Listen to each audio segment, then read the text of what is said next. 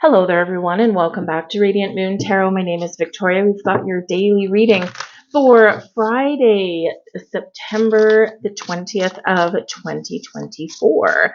If you're new to my channel, hello and welcome to you. If you're returning, welcome back. I'm always truly grateful for your likes, shares, subscribes, your comments, and your fantastic energy. Let's get right into our daily reading. And of course, it is Friday, so this energy's do activate and come in for the weekend as well. So I usually pull kind of a couple of extra cards out here. So I will be grabbing you a couple of oracle cards as well to complement this reading. But let's see what we've got. We do have this weekend on today's the 20th. On Sunday, we welcome in Libra season. All right. It is also the autumn equinox, where it's equal parts day and night. So September 22nd, the start of a season where we are focusing more on balance and equality in our lives, whether that's within our relationships, whether it's in our commitments to ourselves or to others, whether it is just in our life in general, whether it is a focus on balance between our day-to-day working human existence and our spiritual selves, right? How do we blend those two together? Because really there is no separation, but sometimes we focus too much in one area and then something else suffers. So this can really be that shift, that focus on finding balance. It can also be a season of harvest as well. And so you could have some things coming to fruition, reaping what you sow. And we are, again, right in Libra season, ruled by Venus. So focusing on your relationships with yourself, with your family, with your friends, with your romantic interests. If you're looking for love, this is sometimes the season where that can certainly happen. And of course, we do have a new moon solar eclipse on October 2nd coming in the sign of Libra as well. So new things that are Libra and Venus oriented, creative energies, new beginnings, blossoming abundance in your life. So we have the Eight of Swords is your first card coming out here. So where are you feeling that you're trapped? Where are you feeling restricted? Today could be a day where you just feel that no matter where you turn, you just can't get anything done. Perhaps you're waiting for a green light for something and you're not getting it. Perhaps there's something that you want to do or something that you want to say, with it being the Swords energy, and maybe you just feel tied up in knots. Quite often we do feel restricted, usually by self, right? By our sense of, our confidence may be lacking, or there's some fear over doing something, starting something, breaking free out of something, or having an important conversation. Sometimes we think the negative, we think of the worst case scenario. Well, what if we turn that around and break free from the swords that surround us and consider the most positive aspect of trying something or making some change or even initiating conversation, right? When we think of the positive, things are a little bit more likely to have a less of a blow, shall we say. And it certainly can change our outlook, right? So that Eight of Swords is really inviting us to have a look and say, where am I restricted in my life? Is it something in my environment or within me that I can change, that I can control? Or is it external factors? Sometimes there are restrictions that are occurring that are beyond our control to change. We just need to take some deep breaths, ride the wave, be in the flow, and look for the first opportunity, of course, to break free. We do have the Queen of Cups here as well. And the Queen of Cups is a wonderful energy, first of all, as of your energy. Queens are about receiving. Queens are about being open, and queens also make decisions as well, right? Behind every successful king is a queen that pulls the strings, right? So in this energy as of you, the queen is a beautiful energy filled with kindness, filled with compassion, filled with patience, filled with love and generosity, and also very spiritually aware. So in this energy here, now the Queen of Cups also brings a healing force forward as well. So this shows that even though there may be some restrictions somewhere in your world, the Queen of Cups is the energy that comes along and says, I'm going to keep my chin up. I'm really positive that we can move forward. We can break these shackles and that we can fix or heal a situation. And the Queen is very much overriding that Eight of Swords. Okay, so this can certainly be carrying the message for you to get out of your head, Eight of Swords, and into your heart space, Queen of Cups. And sometimes we really do need to do that because our brains are wonderful supercomputers. Our brains are wonderful, but our brains can also sometimes be our downfalls. So this can certainly be that energy where you're overthinking, overanalyzing, thinking too much. And instead, what is your intuition telling you, Queen of Cups? What does your heart tell you? Where are your emotions leading you as well, right? And sometimes we really do need to lead with that light force, right? Rather than our human logical brain, which can certainly turn things a little topsy-turvy for us there. So there is this big spiritual, intuitive, healing, peaceful element that does come in. The Queen of Cups is also very much in the upright, in charge of emotions, and is very much in the flow of things. And again, like we said with the Eight of Swords, sometimes we need to be in the flow and recognize the things that we can change, the things that we're in control of, but also recognize the things that maybe aren't within our control. And rather than letting them weigh us down, we can just be open to some possibilities. The Queen of Cups can also be a very helpful or loving person that you're dealing with today, and maybe they can help you to see some positives, see some potential. Perhaps there is an important conversation that you are having today or this weekend, and this will help alleviate your fears, or perhaps the outcome of a conversation is actually quite pleasant. And it's not at all what you had imagined. It's not the negative thing that you had built it up in your mind to be. So by talking things through, especially if there's a friend or family or romantic partner, whatever it happens to be, there is a potential here to fix a situation and open it up to decisions, open it up to something a little bit better. We've got the Four of Wands here as well. Love the Four of Wands. So interesting. The Four of Wands is very much a card of celebration. It is one of social gatherings. It's one of excitement, and it can certainly be like a higher level of commitment. Quite often, the Four of Wands is recognized as like the halfway to marriage card, or, a card of promotion, like getting a promotion in your workplace and now you're having a party. It can be like a retirement party, a bridal party. It can be a wedding, an engagement party, right? It's just a party kind of atmosphere with that Four of Wands, often associated with groups of people having a good time and celebrating something. So a gathering of souls.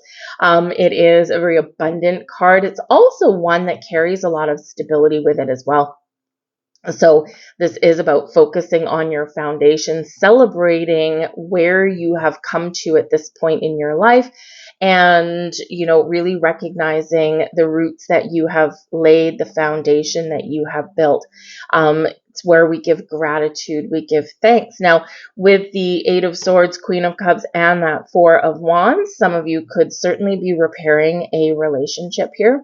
You could also, this is where some of your fears may get to you, because, we do have possible engagements, or, hey, do you want to move in together?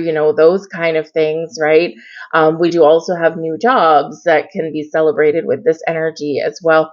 And it just feels like here in this energy that maybe you've been very nervous about something, or maybe you've been worried that something's been happening behind the scenes.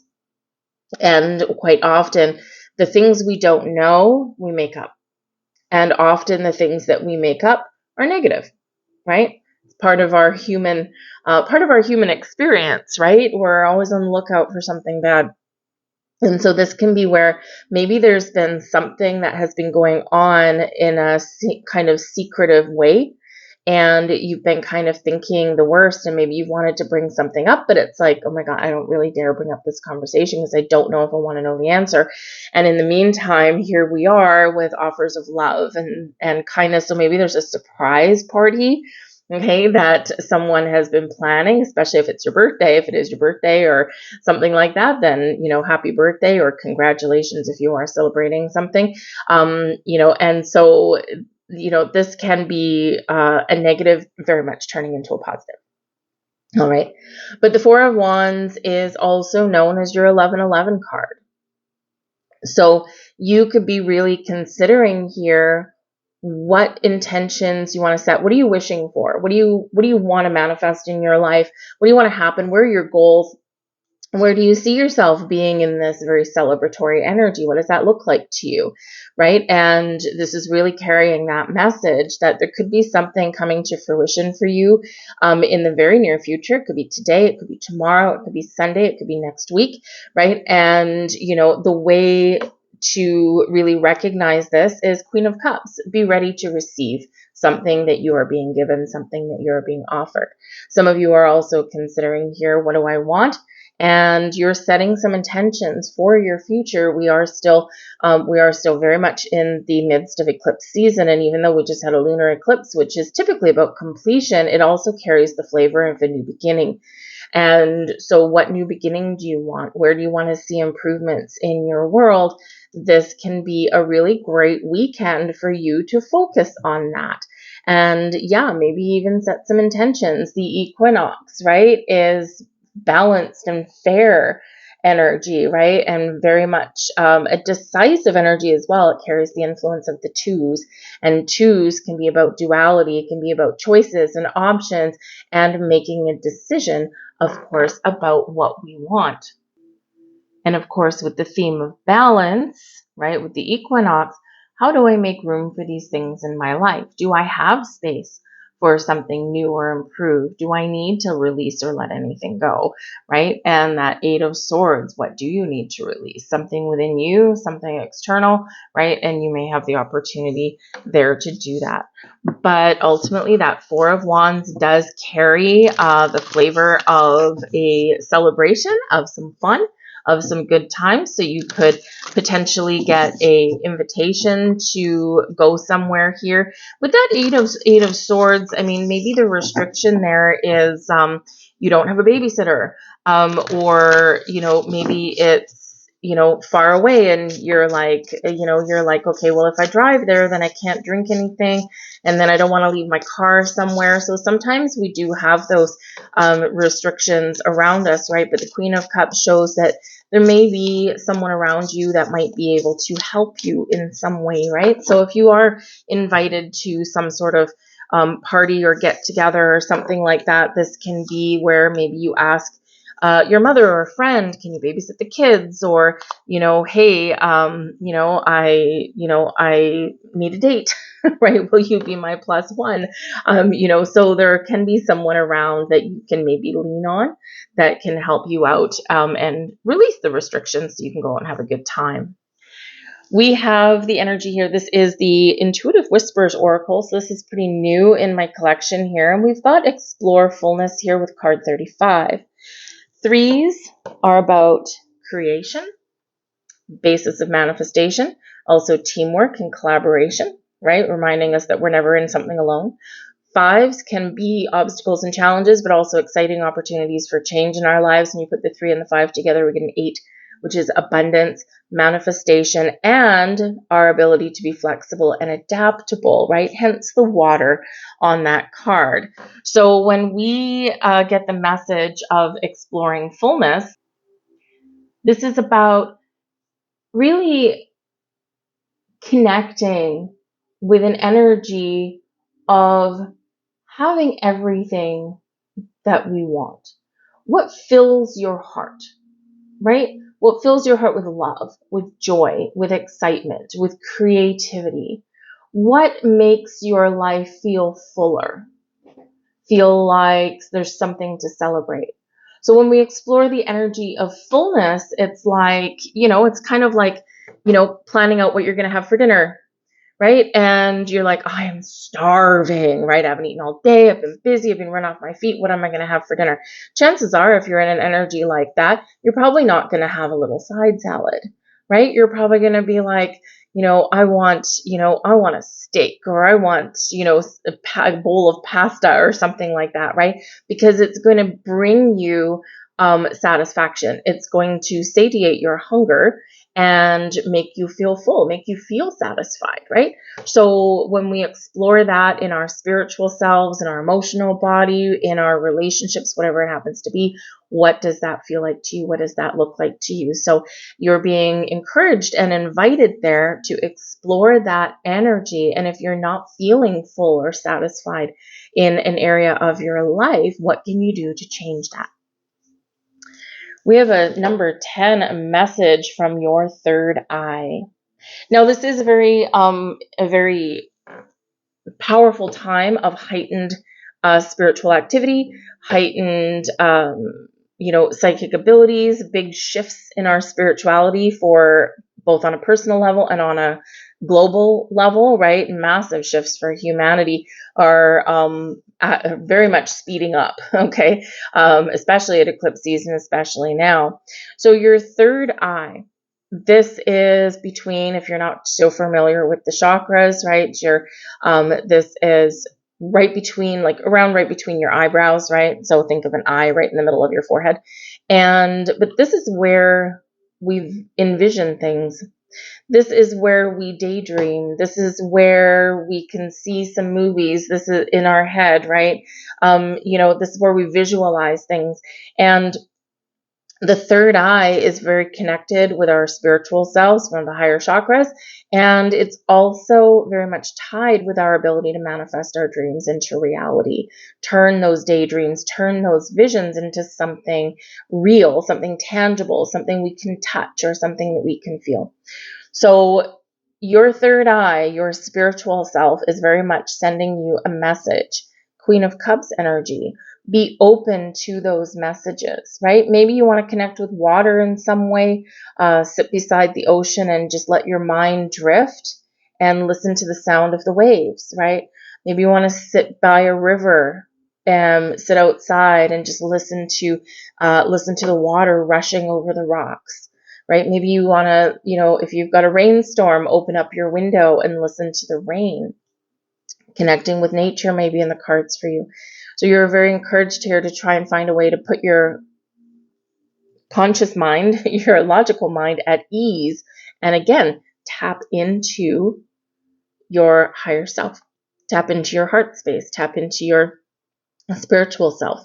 There's messages here for you. There's signs coming in for you. And also it's a very powerful time to create that life that you want and trust the process as well, because quite often, getting what we want or manifesting things into existence does require a lot of change and transformation.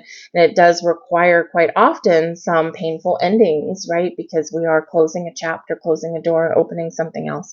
So in that energy, right, what is your third eye telling you? Now, some people also, we get stuck sometimes because not everyone can visualize, right? It does take practice sometimes, some more than others. Some can just, literally just close their eyes and boom, they've got visions in their head. Other people, not so much. Don't worry so much about if you have trouble visualizing. There's a lot of people, you're not in it alone, okay? But don't worry so much about seeing the images, right? Focus on the emotion. Focus on what you're feeling, right? And because that is just as important. All right. Connecting with that heart space there. So there's some sort of message or epiphany or clarity or something coming in. Your third eye is helping you support the vision that you see for yourself, for your future, for your day, going forward. And so tap into that energy. That is also card number 10. So it can be endings, it can be new beginnings, it can also be abundance, right? 10 is a culmination of something in your life, something coming to fruition for you there. 10 is also related back to the Wheel of Fortune, right? Jupiter energy, so expansion and growth and good luck, but also the ebb and the flow of life, right? And, so where do you want to expand and grow and what needs to contract, right? So you can be really breaking free from a cycle in this energy. So those ones carried a little bit of a deeper message, but I'm going to leave everything there for you guys. I hope there was something here for you. I know I went very long on this, but apparently there's a reason for it. So anyways, I thank you so much for watching. I hope you have a wonderful day and a wonderful weekend, and I will see you guys next week.